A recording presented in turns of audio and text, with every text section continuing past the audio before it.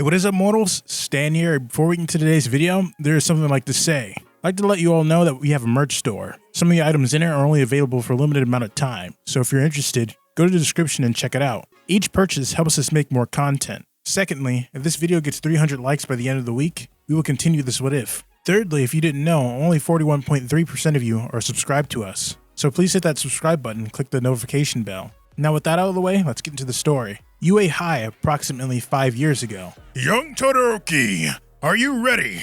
All Might asked, standing there unrecognized in his skeletal form, checking the student an hour before the sentiment of the final round of the tournament. I'm ready to show that I'm more than the son of Endeavor, more than what they expect me to be. With all due honesty, Shoto was indeed honest when he answered, but the nervousness brewing in his stomach made him say otherwise. Nervous to how he would be able to reach the expectation of his mentor, of how he would break the one set upon by his father. But he promised. He gave his word. He already told All Might about his goal of standing out, about earning his proud looks, and he marked the stone that he will be achieving that goal today. Ida had already approached him to extend his support along with his other friend, Uraka Achako. Todoroki-kun? Uraka called, momentarily breaking him off his trance. Are you going to use your other side against Bakugo? He shook his head. He didn't plan to recognize the side of that man in him, the side of the trash of a father. Might he not be the rebellious kid who fought his way like a brat? Shoto indeed had the oath by slamming his father to the fact that he'd made it there without using that side of him. He'll make it through with One For All, and the side of his mother.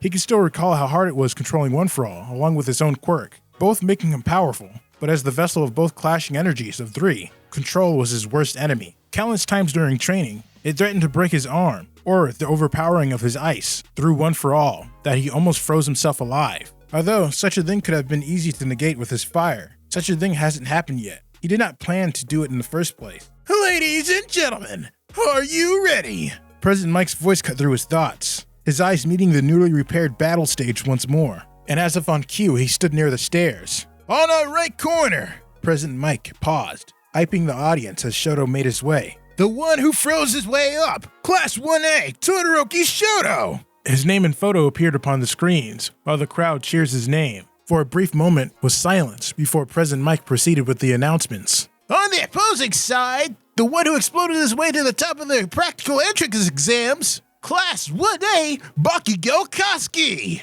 Once more, cheers had erupted as his explosive classmate made his way upon the stage, his photo and name flashing up on the screens. Both participants stood there as commentary continued. Wow, Eraserhead, what can you say with your two students facing off against each other? Any comments? It was a question made to satiate the curiosity of the audience, as his co-hero's words are unfiltered, hence its great value. All I could say is prepare for the backlash in their fight. Eraserhead started. Several quirk analysts' attention turned on him. Bakugo's quirk is explosive and it's right. If Todoroki were to use his fire, we would only know once it happens. Dead silence from Class 1A, for they were aware that their advisor's tone was of pure hypothesis. There was no way it would have happened in the first place, Shoto thought, as he mentally snorted at their class advisor's remarks. Thus, the timer of their fight set forth. Todoroki started the fight with an attempt to push Bakugo out of the bounds, through the ice wall. It eventually rivaled the heights of the stadium. Todoroki starts with an immediate show of power. Will Bakugo make it? This won't do it. This is Bakugo after all. He analyzed as the crowd grew in anticipation. The ground started shaking a little, eventually from the wall, until it exploded, therefore revealing Bakugo, still standing and ready to fight. Did you know? Bakugo placed his arms wide back, ready to take off and settle the distance between them. The stronger the quirk, the harder the control! Tell me something I don't know. Then he prepared himself as the distance got closer. To counter this attack, he raised his arm to shove him off with the ice. The speed of Bakugo was enough to reach him on time and grab his arm, performing his signature move of flipping him. Using the force of his explosions, Bakugo launched him off bounds. However, he was smart enough to maneuver himself back to balance as he glides within the bounds with his ice. He gets out with walls of ice! As Bakugo launched back to Todoroki while he maneuvered, his left arm was in the open for any attacks. Of course, the opportunity was there, so Bakugo took it, but he hasn't seen it coming, that he would just be pushed without his opponent using his fire. Did you just avoid using your fire? Again? Bakugo Koski was in really deep frustration now, for he aimed for the indisputable number 1 today. So how could he do it with his opponent bluntly looking down on him, not giving it his all? This is none of your business, Bakugo. Whether or not I use my quirk is my decision alone. Bastard! How'll I have the number 1 position if your ass will hold down with going all out?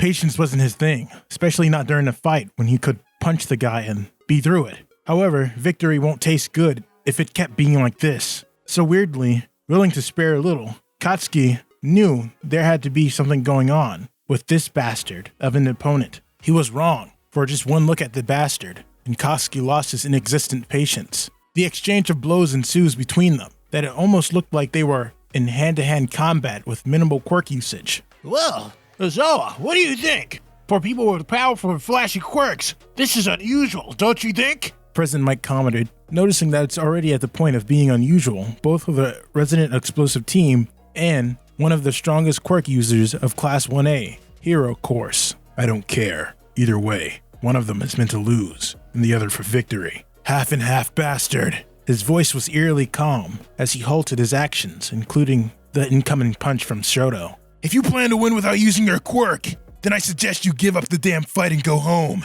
Forget showing these people that you're deserving to be strong. Shoto was gravely offended with the words bestowed upon him. After all, he promised All Might. He promised himself. How could someone who doesn't give his everything expect to save himself from misery? To be someone he wants to be. His voice remained calm and unflatteringly serene, but Bakugo Katsuki's eyes were on rage, as if it was daring him from the depths of his soul. He takes a deep sigh as if he was collecting his voice once more. Just go fucking home, half and half bastard! His voice raised once more as he pointed towards the exit. That's it, he thought to himself, reminding himself of the day that he met All Might, when he told him he'd be the symbol of hope for others, and that Bakugo was right. If there was nothing there to hold him back, then there would be no need to protect himself. He could focus on protecting others. You knew about it, right? That power is your own, not your stupid father's quirk. Katsuki has heard of this, and if he assumed it right, this is the reason why Shoto was holding back. So why the fuck are you treating it as if he was a part of it, when it's entirely yours? But the thing is, he didn't know it was until Bakugo slapped it to him right now. Was it just me, or did the atmosphere of the battle just change? Kaminari Denki asked as he looked into his classmates, but their silence spoke for them. Their eyes are heavily fixated on the battle in front. It indeed was true. As Shoto's gaze traveled to the ground, Katsuki's smirk was all over his face as he crossed his arms like him. Everyone was waiting for what his opponent would do. Slowly, sparks started appearing from Todoroki Shoto's left side. All happened too fast as now, fire emerged from his left side as though it was a beast unleashed. The ice building from his body slowly melting away. The crowd cheers, their classmates amazed as their first time seeing both of his quirks, clueless of the third one that's coursing through his body. They all assumed it was a usual occurrence, that while his body reacted to the temperature changes of his quirk, a blue and red mark akin to lightning also coursed through his body, and so he changed his stature into a fighting stance, his heterochromatic gaze meeting Bakugo's fiery ones. The fight is just getting started. See to it you're prepared, Bakugo. Fucking finally! I'll claim that indisputable number one!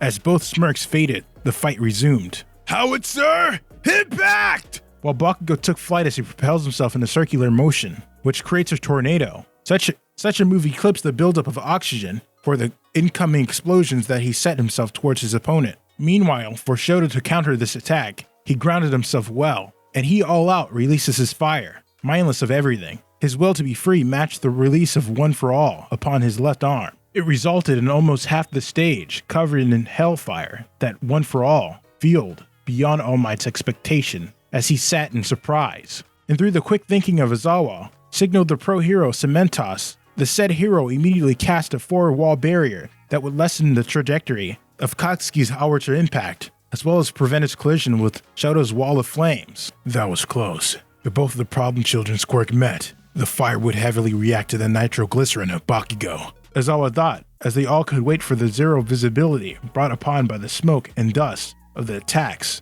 to subside. The crowd went from their scream to silence as the field slowly cleared out. The stage was gone, although the outlines of it remained. Midnight sauntered out towards the competitors who lay barely conscious, and as she raised her hand, it was President Mike's cue. The winner! Here course, Class 1A Bakugo Katsuki! It was a fight the crowd enjoyed. It was a total clash of quirks. Yet, one of the spectators, just one who remained silent in the back of the crowd, seemed unsatisfied. Just what was that lightning in his body all about? Pro Hero Endeavor wondered, for as his son's whole life he was there, so what could have he missed? It was unlogical, an unmatching of the quirk. his child had, and so his thoughts spiraled. Meanwhile, as the heavily beaten up competitors laid on the ground, it seems like none of them won't have it the other way, especially Todoroki. Thank you, Bakugo. It was late but proper, as he owed that one upon his classmate. It was weird to feel, for him to momentarily forget his very own nightmares he dwelled upon, both in sleep and his wake. What the fuck are you thanking me? Your damn quirk control was a mess. He snorted, his eyes darting at his name currently flashed as the winner amongst all the screens of the stadium. You better make proper use of your quirks so that I can beat you on your best. This day, I finally become free, finally off the chains to chase the person I want to become, he thought, as the sounds of alarms filled his ears, which promptly led him to open his eyes, the view of the ceiling filling up his visage. That was a nostalgic dream, he thought to himself as he turned off the sound of his alarm, still with enough time until the scheduled meeting he received last night. Now there are a few more things I'd like to go over before the video ends. On the behalf of We the Celestials, I'd like to thank the writer for this video, as well as the editor for this video. Their details will be in the description. If you're a voice actor, editor, or writer, or you're interested in becoming one of those, go to the Discord that is in the description of this video and hit up one of the heads of those areas. We're always looking for new members to join us. That's it for today's video. So thank you all for watching. Don't forget to hit that subscribe button. And if you're interested, hit that like button if you liked the video. Until next time, peace out, mortals. Have an amazing day.